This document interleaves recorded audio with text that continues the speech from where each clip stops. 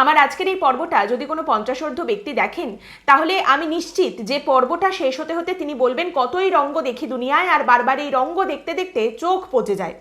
আপনারা জানেন যে কলকাতা এবং তার পার্শ্ববর্তী এলাকায় প্রচুর আজকে তৎপরতা দেখতে পাওয়া যাচ্ছে, খুব কাজ হচ্ছে, ভাঙচুর চলছে, ফুটপাত দখল করে বেআইনিভাবে যারা বসেছিলেন দোকান টোকান দিয়ে তাদের দোকান ভেঙে ফেলা হচ্ছে।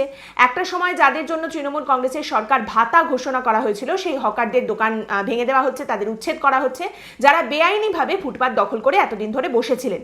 কাউন্সিলরদের মধ্যেও প্রচণ্ড তৎপরতা, অনেক কাউন্সিলর যাদের সারা বছর দেখতে পাওয়া যায় না, সারা বছর তারা ঘর থেকে বেরোন না, তারাও রাস্তায় নেমে পড়েছেন হকারদের সরানোর জন্য, এবং তারা বলছেন যে আমরা দিনের পর দিন এই কাজ চালাবো, অভিযান চালাবো, যতদিন না আমরা ফুটপাতকে এই দখল মুক্ত করতে পারছি। কারণ মুখ্যমন্ত্রী একদম পরিষ্কার বার্তা দিয়ে দিয়েছেন। তারই সঙ্গে আরো মজার বিষয় আছে, বুলডোজার এসে গেছে। সেই বুলডোজার যার কথা আমরা একবার শুনেছিলাম প্রাক্তন বিচারপতি, পদত্যাগী বিচারপতি এজলাসে বসে অভিজিৎ গঙ্গোপাধ্যায় তিনি বলেছিলেন এই কথাটা, এখন তো তিনি আবার বিজেপির সাংসদ, তিনি সেই বেআইনি নির্মাণ ভেঙে ফেলা হোক, বুলডোজার নিয়ে সেই সব কথা বলেছিলেন।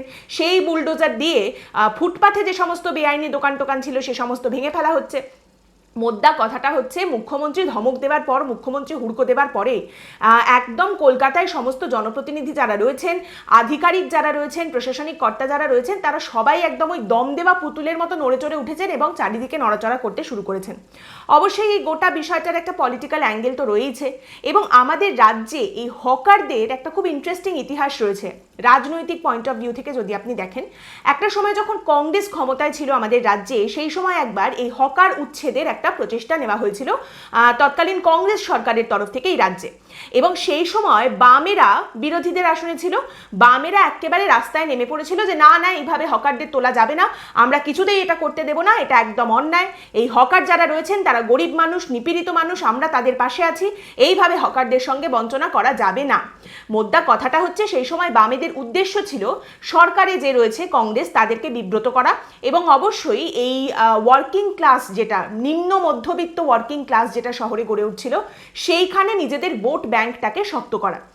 এবার সময়ের চাকা আস্তে আস্তে ঘুরেছে, এবং তারপর একটা সময় এসেছে যখন বামেরা ক্ষমতায় এসেছে পশ্চিমবঙ্গে, তখন বাম সরকার, এবং তারা এরপরে এই হকার উচ্ছেদের একটা প্রচেষ্টা নেয়। এবং আপনারা নিশ্চয়ই অনেকেই জানেন, একটা অপারেশন হয়েছিল যার নাম দেওয়া হয়েছিল অপারেশন সানশাইন।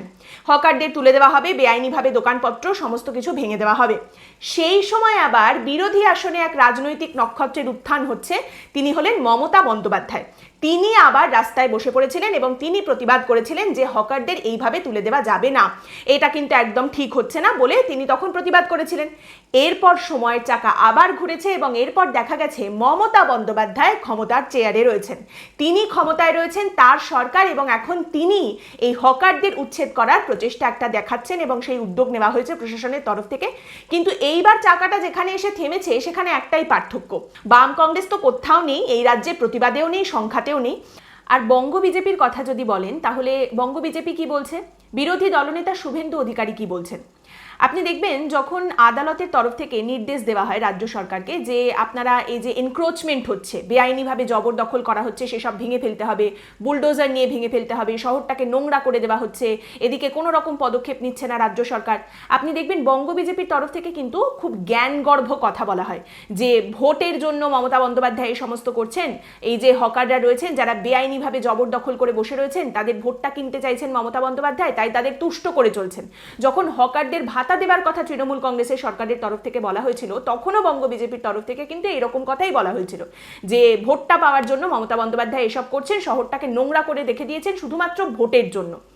এখন যখন সরকারের তরফ থেকে এই সমস্ত উচ্ছেদের কথা বলা হচ্ছে, এখন শুভেন্দু অধিকারী বলছেন যে এটা করলে চলবে না, দরকার হলে আমি বুলডোজারের সামনে গিয়ে দাঁড়িয়ে পড়ব, একটা স্ট্যান্ডার্ড অপারেটিং প্রোটোকল করতে হবে, পুনর্বাসনের ব্যবস্থা করতে হবে। এখন কথাটা হচ্ছে, এই হকার সমস্যার সমাধান পুনর্বাসন করলে কি আসবে? কতবার পুনর্বাসন হবে? যখন কংগ্রেসের আমলে এই ঘটনা ঘটেছিল এবং সেই সময় ঠিক করা হলো যে না, হকারদের সরিয়ে নিয়ে যাওয়া হবে, আমরা আলাদা করে একটা মার্কেট তৈরি করব, সেখানে সমস্ত হকারদের নিয়ে গিয়ে রাখা হবে। এইভাবে তৈরি হলো বিধানচন্দ্র রায় মার্কেট। বামেদের আমলে যখন এই সমস্যা আবার উঠে এলো, কারণ কংগ্রেসের সময় এই সমস্ত আলাদা মার্কেট করেও তো সমস্যার সমাধান হয়নি, বামেদের সময় বলা হলো আমরা পুনর্বাসন করব, তারপর তৈরি হলো কসবা নিউ মার্কেট। সেটার পরেও কিন্তু সমাধান হয়নি, কারণ এই পুনর্বাসনের পরে সবসময় দেখা যায় যে একটা জায়গা থেকে আপনি লোকজনকে তুলে নিয়ে গেলেও সেই জায়গাটা তারপরে কেউ না কেউ এসে ভরাট করে দেবেনি, কেউ না কেউ এসে সেই জায়গা জবরদখল করবেনি। এবং এই পুনর্বাসনটা যে পার্মানেন্ট সলিউশন নয়, এটা শুধুমাত্র আমি বলছি না, আমার কথা নয়। প্রাক্তন মেয়র প্রয়াত বর্তমানে সুব্রত মুখোপাধ্যায়, তিনি যখন সবে সবে কলকাতার মেয়র হয়েছেন তারপরেই একটি সাক্ষাৎকার দিয়েছিলেন, এবং সেখানে এই পুনর্বাসন প্রসঙ্গে তিনি কি বলেছিলেন সেটা আপনাদের সকলেরও শোনা দরকার। একটা অনুষ্ঠান হতো অনেকদিন আগে, টক ঝাল মিষ্টি নামে, বহুল চর্চিত এক সাংবাদিক, তিনি সাক্ষাৎকার নিতেন অনেকের। তো সেখানে একটা সাক্ষাৎকার হচ্ছিল এবং সাক্ষাৎকার দিচ্ছেন তৎকালীন কলকাতার মেয়র সুব্রত মুখোপাধ্যায়। প্রয়াত হয়েছেন তিনি, কিন্তু এটা তখনকার সাক্ষাৎকার যখন তিনি সবে সবে মেয়র হয়েছেন, 1 বছর মতো হয়েছে তার। বাম আমলের তৃণমূল কংগ্রেসের মেয়র, এবং তার সঙ্গে সাংবাদিকের কথোপকথন হচ্ছে এই হকার সমস্যা নিয়ে, হকার উচ্ছেদ করা নিয়ে, কিভাবে বামেদের তরফ থেকে কি পদক্ষেপ নেওয়া হচ্ছে, কোথায় খামতি থেকে যাচ্ছে, মমতা বন্দ্যোপাধ্যায় প্রতিবাদ করছেন কেন, বামেদের এক নেতা আরেক রকম কথা বলছেন, আরেক নেতা আরেক রকম কথা বলছেন, এই সমস্ত নিয়ে কথা হচ্ছে, এবং সেখানে পুনর্বাসন প্রসঙ্গটি উঠে আসে। তো সেখানে সুব্রত মুখোপাধ্যায় বলছেন যে পুনর্বাসনটা আমি মনে করি না পার্মানেন্ট সলিউশন, পুনর্বাসনটা কোনো সমাধান নয়। তার কারণ পুনর্বাসনটাই যদি সমাধান হবে তাহলে তো নতুন নতুন ফুটপাথ তৈরি করতে হবে। একটা ফুটপাথে যারা বসছেন তাদের অর্থনৈতিক সমস্যা রয়েছে, তারা গরিব, তারা দারিদ্র, তাদের কর্মসংস্থান নেই। এই সমস্যার যদি সমাধান করতে হয় তাহলে আমাকে হলদিয়া তৈরি করতে হবে। সেই সময়কার কথা তখন বলছেন, যখন তিনি মেয়র সুব্রত মুখোপাধ্যায়, তিনি বলছেন হলদিয়া তৈরি করতে হবে। আর পুনর্বাসনে যদি সমস্যার সমাধান হয়, নতুন নতুন ফুটপাথে যদি তৈরি করতে হয়, তাহলে হলদিয়া বন্ধ করে দাও, গার্ডেন রিচের কারখানা বন্ধ করে দাও, অমুক কারখানা তমুক কারখানা সব বন্ধ করে দাও, নতুন কারখানাও করতে হবে না, শুধু একের পর এক আমরা নতুন নতুন ফুটপাথ দিয়ে যাব। পুনর্বাসন সমস্যার সমাধান নয়, এর সমাধান হলো কর্মসংস্থান। তারই সঙ্গে তিনি বলছেন এর আগে এটাও দেখতে পাওয়া গেছে যে একটা জায়গা থেকে হকারদের তুলে পুনর্বাসন করে বিকল্প ব্যবস্থা করে দেওয়া হয়েছে। হকাররা সেখান থেকে উঠে গেছেন, জায়গা ফাঁকা করে দিয়েছেন, কিন্তু সেই জায়গা কি ফাঁকাই পড়ে থেকেছে? না, নতুন কেউ এসে সেই জায়গায় বসে পড়েছেন, সেই জায়গাটা দখল করে নিয়েছেন। ডেভেলপিং একটা কান্ট্রিতে যতদিন এই দারিদ্র থাকবে, কর্মসংস্থানের অভাব থাকবে, বেকারত্ব থাকবে, ততদিন কেউ না কেউ ফুটপাথে এসে বসবেন এবং সেই জায়গা দখল করে নেবেন। অতএব এটা কোনো সমাধান হলো না, কর্মসংস্থানটাই হচ্ছে একদম সমাধান, পুনর্বাসন অর্থহীন। তার মানে শুভেন্দু অধিকারী এখন কি করছেন? ঠিক কংগ্রেসের আমলে, কংগ্রেস যখন এই হকার উচ্ছেদের কথা বলেছে, বামেরা যেভাবে বিরোধিতা করেছেন, বা বামেরা যখন এই কথা বলেছেন, মমতা বন্দ্যোপাধ্যায় রাস্তায় বেরিয়ে পড়ে যেভাবে বিরোধিতা করছেন, আজকে মমতা বন্দ্যোপাধ্যায়ের সরকার এই হকার উচ্ছেদের কথা বলায় শুভেন্দু অধিকারী ঠিক একই রকম বিরোধিতা করছেন। একদম ওই প্লেবুক থেকেই তিনি একটা পাতা ছিঁড়ে নিয়েছেন। যখন এই হুকিং করে, হকাররা হুকিং করে এবং তার ফলে বিদ্যুৎস্পৃষ্ট হয়ে মানুষজন মারা যান, তার জন্য দুঃখ প্রকাশ করেন বিরোধী দলনেতা, তখন কিন্তু উনি কলার ধরতে ছেড়ে দেন না। যখন কোনো দুর্ঘটনার খবর উঠে আসে এই হকারদের জন্য, তখনও কিন্তু উনি কলার ধরতে ছেড়ে দেন না। আজ উনি বলছেন বুলডোজারের সামনে গিয়ে উনি দাঁড়িয়ে পড়বেন। তাহলে কি এই হকার সমস্যাকে উনি সমাধান করছেন? যারা বেআইনি জবরদখল করছে সেটাকে উনি সমর্থন করছেন? এর আগে প্রাক্তন বিচারপতি বলেছিলেন না অনেক বড় বড় কথা, যে বুলডোজার এনে ভেঙে ফেলতে হবে, আমার বাড়িটাও যদি ইল্লিগাল হয়, বেআইনি হয়, তাহলে আমার বাড়িটাও ভেঙে ফেলতে হবে। তিনি এখন বিজেপির সাংসদ, তাহলে এখন বুলডোজারের সামনে গিয়ে দাঁড়িয়ে পড়ার কথা হচ্ছে কেন?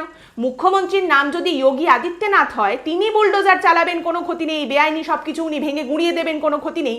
আর এখানে যখন এই বুলডোজারের কথা বলা হবে, উনি বলবেন আমি বুলডোজারের সামনে গিয়ে দাঁড়িয়ে পড়বো, সবাই বিরোধিতা করো, এটা হতে দেব না। এটা কি করে হতে পারে? মিনিংফুল একটা বিরোধিতা তো করতে হবে। পুনর্বাসন বা বুলডোজারের সামনে গিয়ে দাঁড়িয়ে পড়া, দুটোর একটাও তো সমাধান নয়। পার্মানেন্ট সমাধানের কথা তো বলতে হবে বিরোধী দলনেতাকে। এবং তারই সঙ্গে এখানে খুব ইন্টারেস্টিং একটা বিষয় আছে, এখান থেকেই আমি এটা নিয়ে পড়াশোনা করছিলাম যে বামেরা এই যে অপারেশন সানশাইন করেছিল, হকার উচ্ছেদের চেষ্টা করেছিল কলকাতায়, সেটা কেন করেছিল হঠাৎ তারা? এর কারণটা হচ্ছে সেই সময় মহানির্বাণ ক্যালকাটা রিসার্চ গ্রুপের সব্যসাচী বসু রায় চৌধুরী তিনি লিখছেন যে পশ্চিমবঙ্গে বামেরা ক্ষমতায় থাকাকালীন যখন তারা এটা রিয়েলাইজ করেছিল, বুঝতে পেরেছিল যে শহুরে ভোটারদের মধ্যে তাদের জনপ্রিয়তা কমছে, শহুরে ভোটাররা বামেদেরকে সেরকমভাবে ভোট দিচ্ছেন না, তাদের ভোট কমছে শহরে, সেই সময় কিন্তু বামেদের তরফ থেকে এই উদ্যোগ নেওয়া হয়েছিল। কারণ তাদের বিশ্বাস ছিল যে শহরের মানুষজন হকার সমস্যা নিয়ে জর্জরিত, সেই সমস্যার যদি আমরা সমাধান করতে পারি, কলকাতার ফুটপাথগুলো যদি যদি আমরা খালি করে দিতে পারি, সব দোকান টোকান ভেঙে হকারদের যদি তুলে দিতে পারি, তাহলে শহুরে ভোটাররা খুশি হবেন এবং শহরে কিন্তু আবারও বামেদের জনপ্রিয়তা বাড়বে বা সেখান থেকে তাদের ভোট আবারও বাড়বে। এটা কিন্তু একদম বুমেরাং হয়ে ফিরে এসেছিল বামেদের দিকে। They were not ready for what came next. একইভাবে আপনি দেখুন এই মুহূর্তে মমতা বন্দ্যোপাধ্যায় সরকারের তরফ থেকে এই যে নানা রকম উদ্যোগ নেওয়া হচ্ছে, হকার উচ্ছেদের যে প্রচেষ্টা দেখতে পাওয়া যাচ্ছে, সেটা কিন্তু এই একই কারণে। তার কারণ আগেও যেটা বললাম, এবারের লোকসভা নির্বাচনে পরিষ্কার একটা ট্রেন্ড দেখতে পাওয়া গেছে যে বিজেপির ভোট শহরে বেড়েছে। এই কারণেই কিন্তু তৃণমূল কংগ্রেসের সরকারের তরফ থেকে এখন এই একটা উদ্যোগ দেখতে পাওয়া যাচ্ছে। এর আগে মমতা বন্দ্যোপাধ্যায়ের একাধিক বকাঝকা, জমি দখল হয়ে যাচ্ছে কেন, ফুটপাত দখল হয়ে যাচ্ছে কেন, এই সমস্ত কিছু কিন্তু এই জন্যেই, কারণ ওই বিজেপির ভোটটা বেড়েছে শহরে। এবং তারই সঙ্গে বলতে হয় যে কলকাতার যে লোকসভা কেন্দ্রগুলো রয়েছে সেখানে তৃণমূল কংগ্রেসের কংগ্রেস থেকে পাওয়া একটা মেন্টালিটি রয়েছে, শহুরে মেন্টালিটি, এখানে আমরাই দাপট দেখাবো, একটা নেক্সাস তারা তৈরি করে রেখেছেন এতদিন, যেখানে অল্প অল্প করে কিন্তু বিজেপি থাবা বসাতে শুরু করেছে, বিজেপি সেখান থেকে খেতে শুরু করেছে। এইটাই তৃণমূল কংগ্রেস একেবারেই হতে দিতে চায় না এবং সেই কারণেই এইরকম একটা উদ্যোগ নেওয়া হয়েছে যে শহরের মানুষ হকার সমস্যা নিয়ে জর্জরিত, আমরা যদি তাদের এই সমস্যাটার সমাধান করতে পারি তাহলে কিন্তু আমাদের এখানে নিশ্চয়ই গ্রহণযোগ্যতা আরো বাড়বে, আমাদের ভোট আবারও ফিরে আসবে যেটা আমাদের ছিল, বা আমাদের ভোট আরো বাড়বে আগের থেকে। কিন্তু সেটা কি আদৌ সম্ভব? তৃণমূল কংগ্রেস মনে করছে যে এই হকার উচ্ছেদের ফলে তার যে ভোট ব্যাংকের লসটা হবে সেটা শহুরে ভোটারদের দিয়ে তারা ম্যানেজ করে নিতে পারবেন।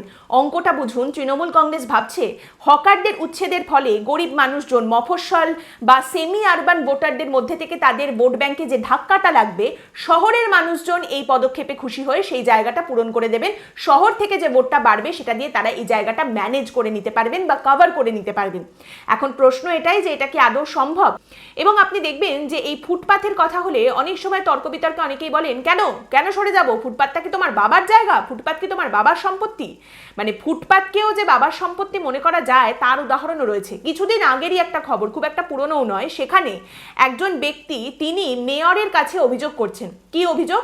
না তাকে অন্য একজন, যিনি ফুটপাথের একটা জায়গা দখল করে এতদিন ধরে দোকান চালাচ্ছিলেন, সেই জায়গাটা বিক্রি করে দিয়েছেন, কোর্ট পেপারে সই করে 1.5 লক্ষ টাকায় ফুটপাথের জায়গাটা তাকে বিক্রি করে দিয়েছেন। এবার তার অভিযোগটা হচ্ছে, আমাকে যদিও ওই জায়গাটা বিক্রি করে দেওয়া হয়েছে কিন্তু ওর পরিবারের তরফ থেকে এখন আমায় জায়গাটা খালি করতে বলা হচ্ছে। আমি তো কোর্ট পেপারে সই করে টাকা দিয়ে 1.5 লক্ষ টাকা দিয়ে তবে ফুটপাথের ওই জায়গাটা কিনেছি, তাহলে এখন কেন আমায় সরে যেতে হবে? ফুটপাথের জায়গা দখল করে কেনা বেচা পর্যন্ত চলছে। তার অভিযোগ গেছে মেয়রের কাছে, মেয়র বলছেন দুজনের বিরুদ্ধেই ব্যবস্থা নিতে হবে, কঠোর পদক্ষেপ গ্রহণ করতে হবে। এবং তারপরে আমরা দেখছি সেখানে তো কি হয়েছে না হয়েছে, এখন মুখ্যমন্ত্রীকে ধমক লাগাতে হচ্ছে এবং এখনকার পরিস্থিতিও চোখের সামনে রয়েছে। এখানে আরও একটা বিরাট বড় প্রশ্ন হচ্ছে টাকা, কাঁচা টাকার বিষয়। আমি যখন কলেজে পড়তাম আমাদের বন্ধুদের একটা গ্রুপ ছিল এবং আমরা একটা কাজ করতাম হচ্ছে কলকাতায় কোথায় কোন অলিতে গলিতে ভালো ফুচকা পাওয়া যায় সেগুলো আমরা খুঁজে বেড়াতাম। আমি জানি এখানে আবারও হয়তো কয়েকজন প্রশ্ন করবেন, এর আগেও আমাকে প্রশ্ন করেছেন যে আপনি কি ফুচকা খেতে এতই ভালোবাসেন যে প্রত্যেকটা জায়গায় ফুচকার রেফারেন্স টেনে আনেন। হ্যাঁ, ফুচকা খেতে আমি খুবই ভালোবাসি। তো যাই হোক, সেই সময় কলকাতার বিভিন্ন অলিতে গলিতে যে সমস্ত যারা ফুচকা বিক্রি করেন তাদের সঙ্গে কথা বলতাম, তারা বলতেন তাদেরকে দিনে 100 টাকা পুলিশকে, 100 টাকা 200 টাকা কোনো জনপ্রতিনিধির অনুগামীদের দিতে হয়, কোনোদিন যদি ভিড় বেশি হয়, বিক্রি বেশি হয় তাহলে 200-300 টাকাও দিতে হয়, তারপর চাঁদা দিতে হয়, পুজোর সময় আলাদা করে টাকা দিতে হয়। তো এরকম প্রচুর টাকা পয়সা তাদের দিতে হয়। এই তোলাবাজির অভিযোগ বিভিন্ন জায়গা থেকে আসে। এবার আপনি ভাবুন, একটা বাজার থেকে এইভাবে যদি প্রত্যেকের কাছ থেকে 200-400 টাকা করে নেওয়া হয়, অন্তত পক্ষে দিনে 15-16 হাজার টাকা তারা রোজগার করেন। এবার এই যে কাঁচা টাকার লোভ, মানে মাসে সেটা কত টাকায় পরিণত হচ্ছে, এটা কি অত সহজে ছেড়ে দেওয়া যায়? এই রকম সোনার ডিম দেয় যে মুরগি, তাকে কি এত সহজে কেটে ফেলা যায়? কিন্তু আপাতত কয়েকদিনের জন্য তো লোভটাকে ছাড়তেই হচ্ছে, দোকানপত্র তুলে দেওয়াই হচ্ছে। এবার কথাটা হচ্ছে, প্রশ্ন হলো কতদিন, কতদিনের জন্য এটা হচ্ছে?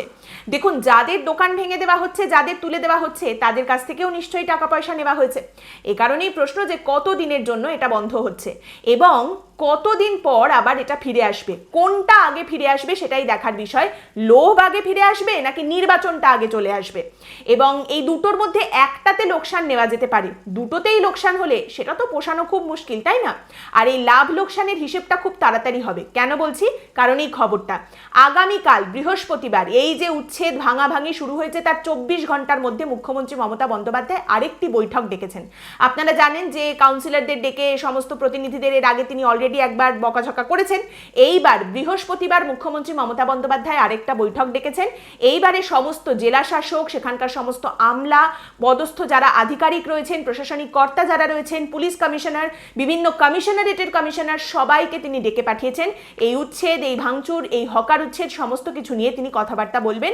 বৈঠক রয়েছে আগামীকাল। এরপর কি হবে সেটাই এখন দেখার বিষয়। আজকের পর্ব এখানেই শেষ করছি। আপনাদের মতামত এই পর্ব সম্পর্কে অবশ্যই জানাবেন কমেন্ট করে। পরের দিন আবার দেখা হবে অন্য একটি বিষয় নিয়ে আলোচনায়। ভালো থাকবেন।